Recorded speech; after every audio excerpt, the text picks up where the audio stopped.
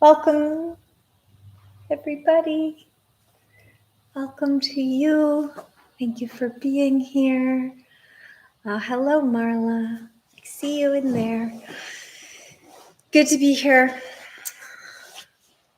Let's take some time for some quiet, some breath, some mindful presence. Settle in and feel where your body is making contact with the ground.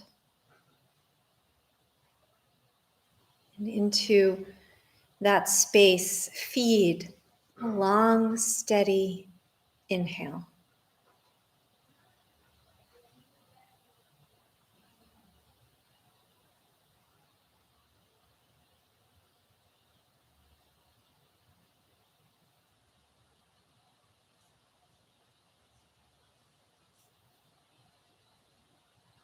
And then from that long, steady inhale, allow an easy, soft exhale to naturally occur.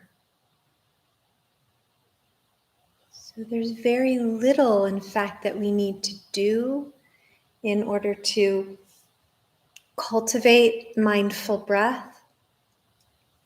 We just have to pay attention. We just have to know that it's happening.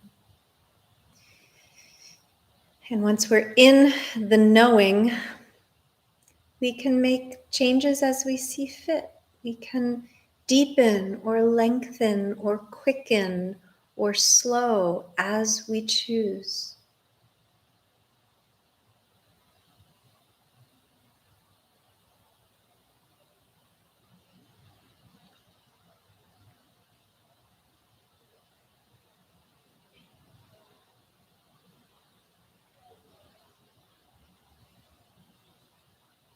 And as long as we're paying attention, then the decisions get easier about what to do with this breath, because we're also paying attention to the way it feels.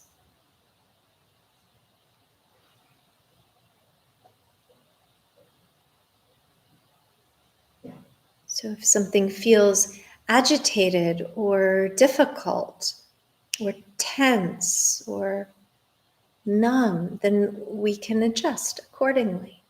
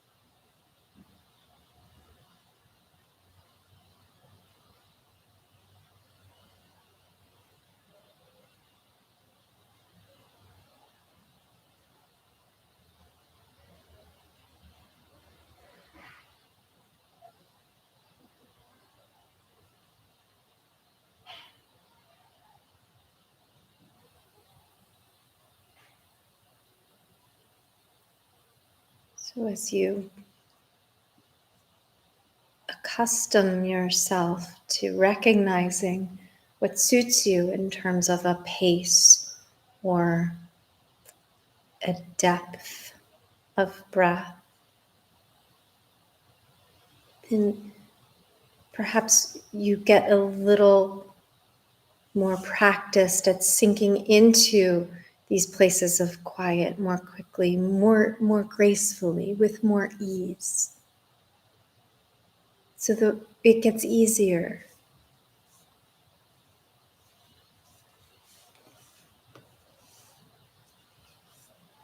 So we can do these practices on the fly when we need to. Just tap in.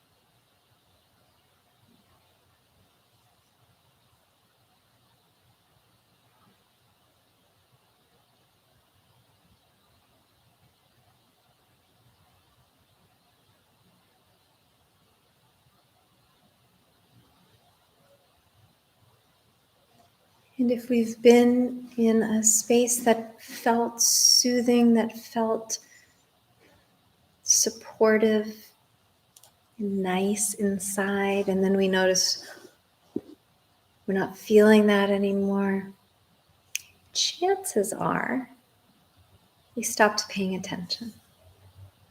And the only thing we need to do is come back, begin again, feel where the body's making contact with the ground. Feed that place with a gentle, patient inhale. And then release to the next exhale. And let the natural flow move through us.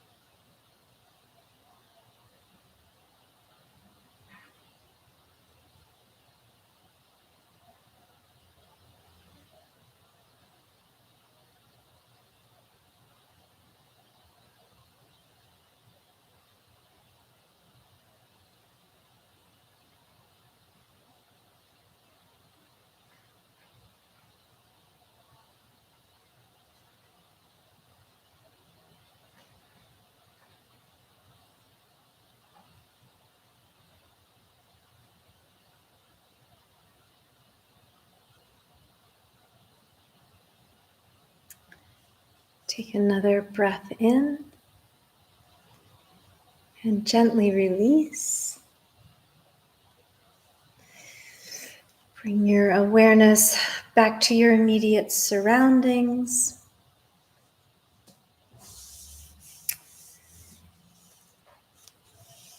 When the pandemic first began, there was a massive rise in puzzling of all kinds. There were like crazy active jigsaw puzzle exchanges in the neighborhood, and you couldn't order the ones online or there was a backlog. And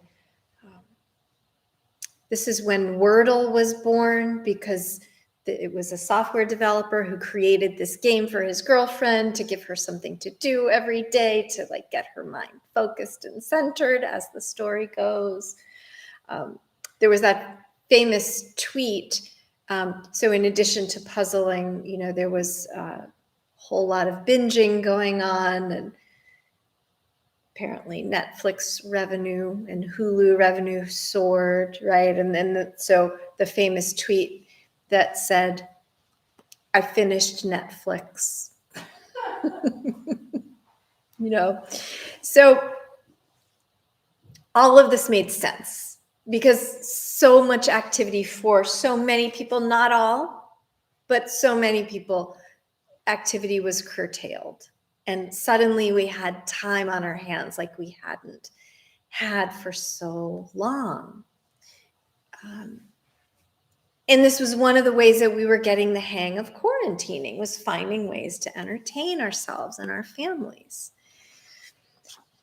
Many folks, again, not all, but many folks are back to their busy lives or getting back to them. And I don't know this for sure, but my unscientific social research among friends and family and people I know reveals the truth that puzzling and binging is still in pretty full swing, that we have not stopped.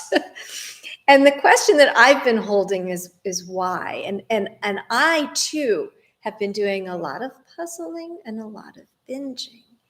And I've noticed that sometimes when I go to the table where we have the jigsaw puzzle laid out, or when I plop down on the sofa and open up Netflix or Hulu, I'm doing it because it's soothing for me, and it has this Zen-like quality to be able to like pull all of my attention, mostly in the puzzling thing,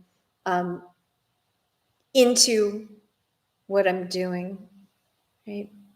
And it relaxes me and it helps me recenter in all those things. Meditation is not the only way. Shh, don't tell anybody I said that. But I've also noticed that sometimes I do it and I am numbing myself from something I don't want to be feeling. And so what I want to offer tonight is some ways in which to discern for ourselves, which one is it? Is it a genuine and productive and healthy self-soothing mechanism to go to the jigsaw and sit there for the next 90 minutes? Or is it just a way of checking out and not dealing with the thing?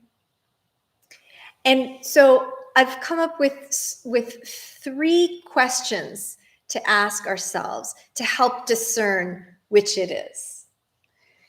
And they hinge around intention, moderation, and affect. And I'll talk about each one, and then we'll do a little exercise for each one. So, intention. Are we going to the activity on purpose, or are we kind of like doing a zombie thing, and then all of a sudden we're there doing the chordal over and over and over, and it's as if we've woken up from a sleepwalking escapade? Like, do we just find it happening to us? Are we planning it in the schedule? Like, okay, I'm gonna wake up, I'm gonna do my meditation, I'm gonna have my tea, get dressed, walk the dog, spend a little time with Wordle, etc., and then get to work. Am I making it, integrating it into part of like my day's rhythms as a transition from work to leisure, or from dinner to bed, or a break after having completed a difficult or long task, right? So am I working it in a way that's intentional? And am I saying like, yes, okay, I'm gonna do these things, I'm gonna deal with these problems, I'm going to complete these tasks, and then I'm going to reward myself with something that's soothing. Great. Or am I just thoughtlessly finding myself there? Moderation, right? How much time are we spending? This chordal thing is insidious because you can do the practice rounds over and over and over and over. You know, in a 1,000-piece jigsaw, like you could stretch that out over, I don't know, I could stretch that out over a month, or I could knock it out in a whole weekend if I just did nothing else, right? So how much time are we spending? And are we moderating that time consciously? Are other things getting neglected as a result? And again, does time go by unnoticed? Is it all of a sudden 3 hours into the day, or is it midnight and you haven't even noticed the time pass? So sort of a mindless quality to the flow of minutes, because you're so absorbed in this thing that has allowed you to really check out from the time, the day. And then affect. Do we emerge from the activity with a positive feeling tone, with an emotional state that's a little bit elevated? Do we feel refreshed? Or are we exhausted or depleted or ashamed or disappointed in ourselves, or disgusted that we just watched 5 episodes of the thing when really 1 would have been enough for the day? You know, like, do we feel renewed for the next activity, Or do we just feel more frustrated or disillusioned or unmotivated or whatever the thing might have been that we were feeling before we started the activity? So those are the ways that I'm sort of gauging monitoring my own engagement with these activities and making sure that they're not taking over my life like a like a silent monster. So let's do a little exercise with the concept of intention. Okay? These mindfulness practices, all of them, regardless of what framework we're using or what concepts we're considering, they help us tap in to what's really useful in our lives, to what we can genuinely hold as treasured pursuits, and what we're willing to let go of in recognition that they don't serve us. And so in these short practices for each of the 3 states, we can see if we can get some clarity and then return to the activity of choice with a renewed perspective. So for intention. So remember that an intention is an affirmative statement of how we choose to be right now, and it not an aspirational state or a self-improvement campaign. It's not like I'm gonna be that thing tomorrow. I intend to be this way, but I'm not right now that way. A useful, a helpful intention is to state it in the affirmative and in the moment. I am quiet. I am strong. I am organized. I am productive. I am patient. I am intentional. So whatever the thing is that you choose, pick one that feels conducive to the state you seek when you find yourself fill in the blank at the puzzle table, doing your word games, opening the tabs on your browser that allow you to escape. Visualize yourself doing the activity while you assert this quality about yourself. Do they pair well together and make sense? Like, we can be productive at the same time as enjoying a jigsaw puzzle for 40 minutes in a day. So choose your intention.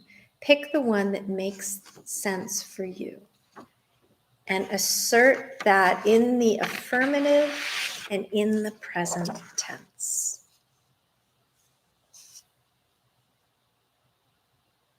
And hold this image of yourself doing the thing. It could be, I am curious, or I am joyful.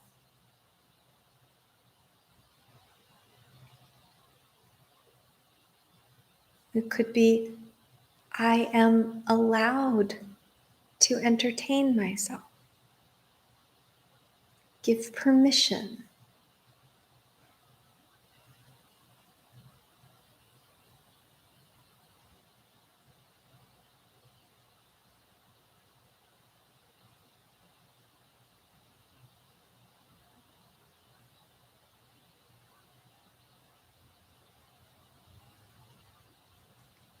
And while I can't say for sure, my hunch is that the nervous system will let you know if these 2 things, this intention and this activity, are incompatible.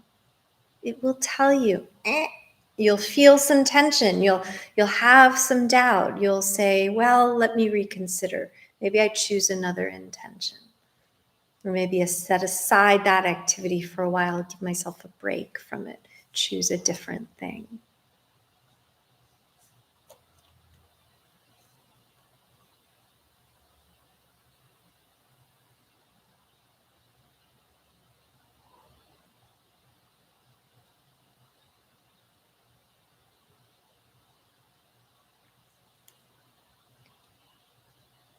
If you have a nagging suspicion that this activity disconnects you from the world, but you're not sure, state in the affirmative as you imagine yourself engaged with it. I am connected. I am of this life.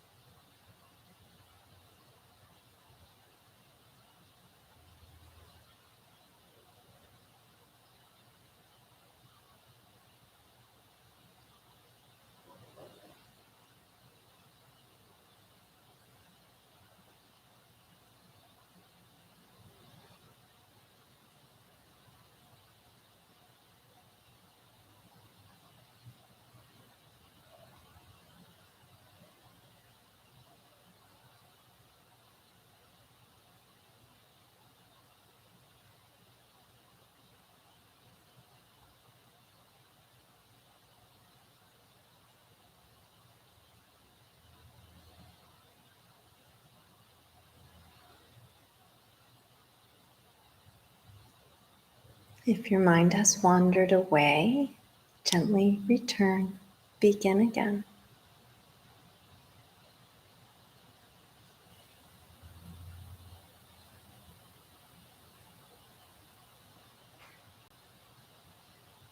Remind yourself what you're doing here and now. I am breathing in.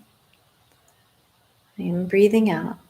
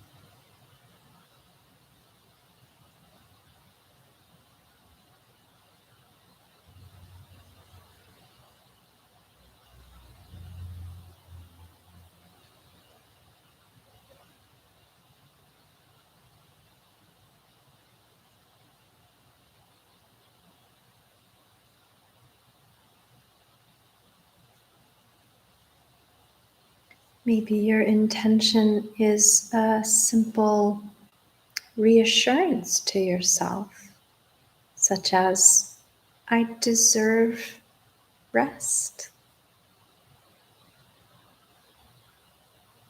I am worthy of leisure.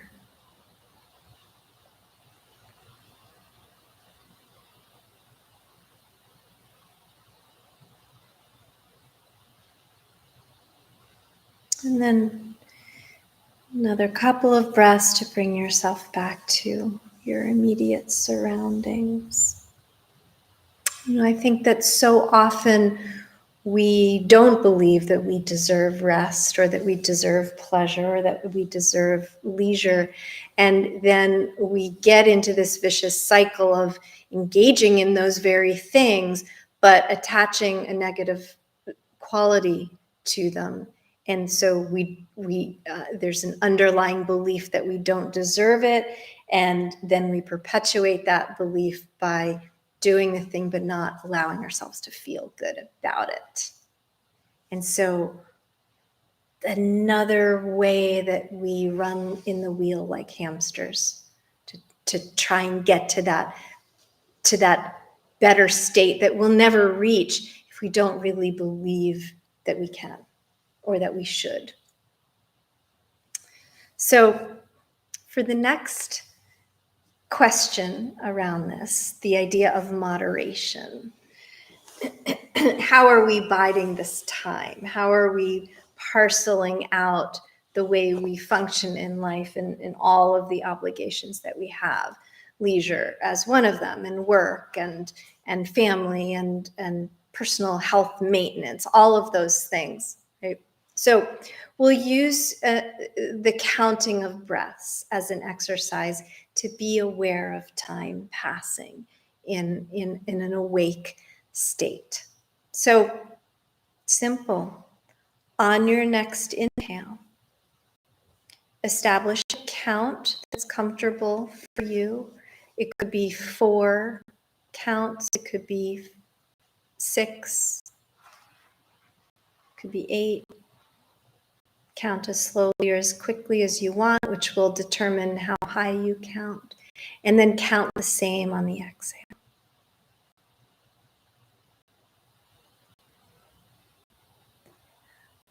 I love the experience of tuning into the beating of my heart as a metronome for the counting.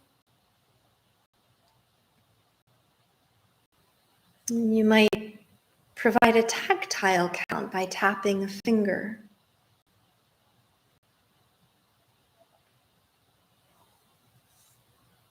Or you might just have the silent mental quality.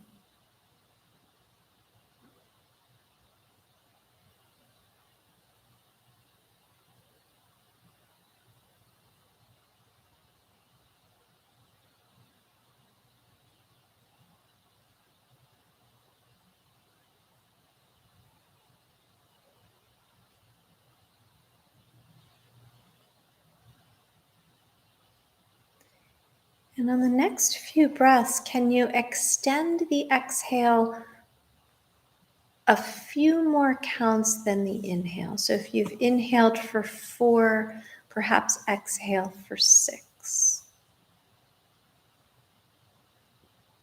Don't look to double it, just extend it a tad more.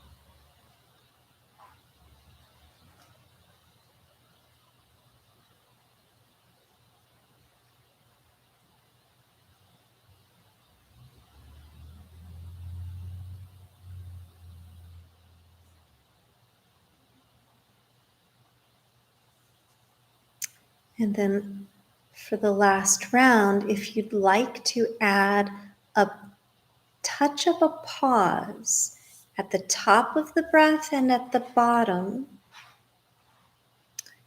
make those pauses perhaps half the length of time of the inhale. So if you're inhaling for 4, pause for 2, exhale for maybe 6, and pause for 2 at the bottom. Just play with that. Use your own ratios, count at your own pace. This is a practice of being aware of the way you choose your own time.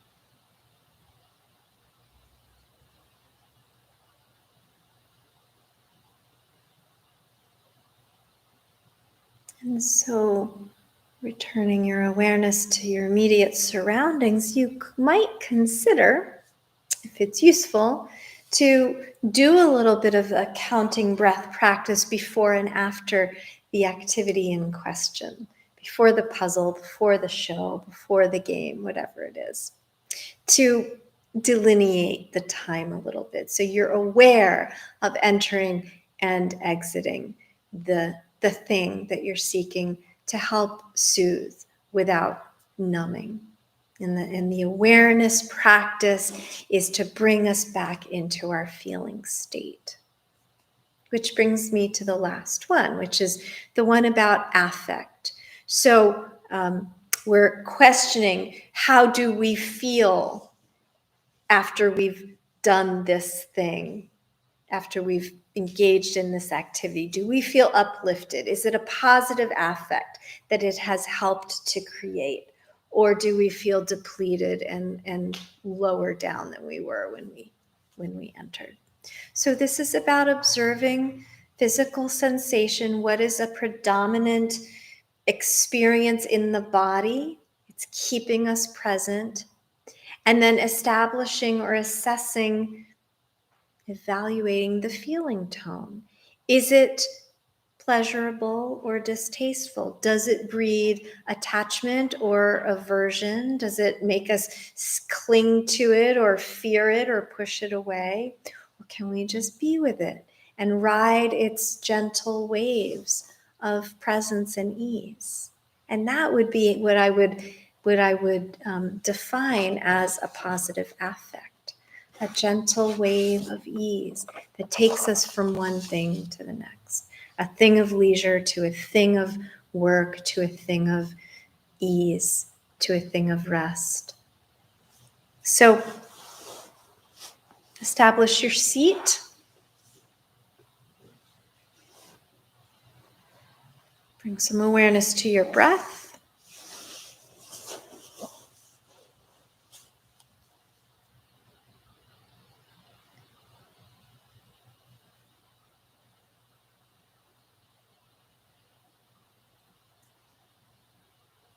And notice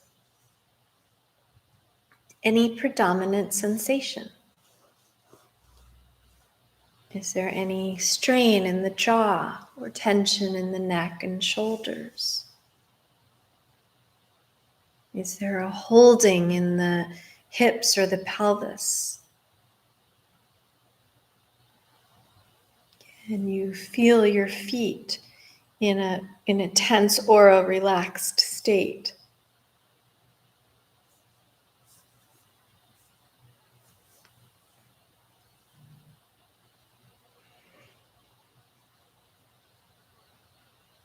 Are there areas of softness and ease?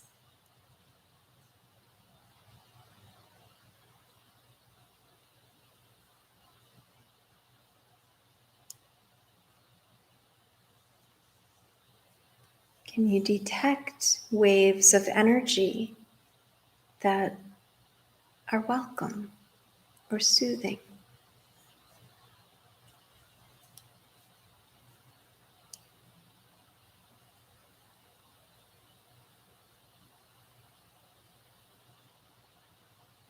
And does it make sense to associate any positive affect or feeling tone that you might discern in your body right now with the activity in question? I haven't mentioned social media yet, but this is one of those things that can pull us out with fierce distraction and render us feeling deflated. So can we approach it with a positive affect? Can we find a consistency? Does it make sense to be able to engage in whatever the activity is, including social media, and leave it with this, whatever we're able to detect in our physical bodies right now as a positive affect or a desirable state of ease or flow or awakeness or willingness to love.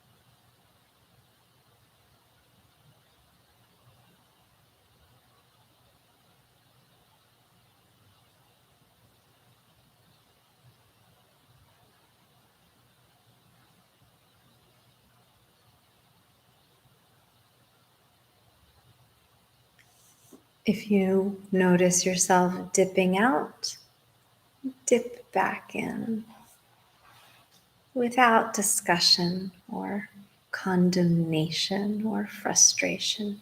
Just return. That's the moment that matters most.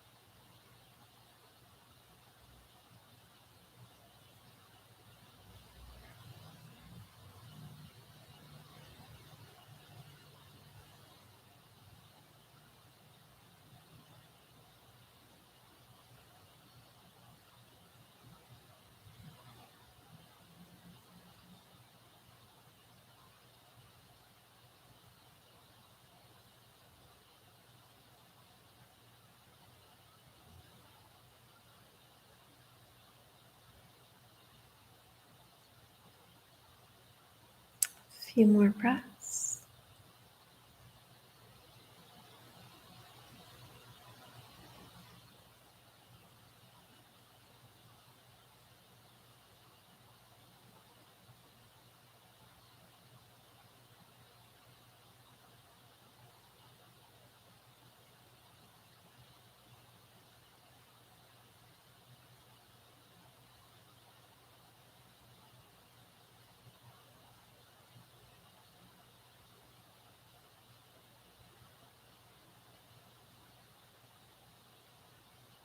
Gently return awareness back to the present moment.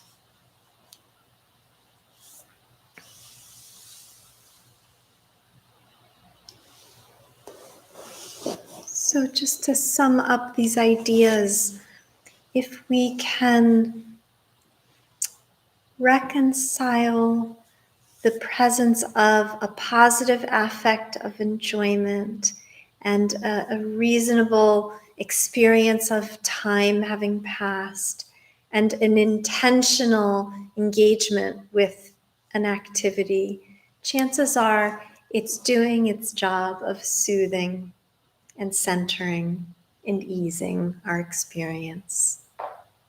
And if not, chances are we're doing a little bit of numbing out from the world, and that the whatever the activity was might not be as useful as we had hoped or imagined. So I hope that's helpful. Thank you so much. Thank you. See you all soon.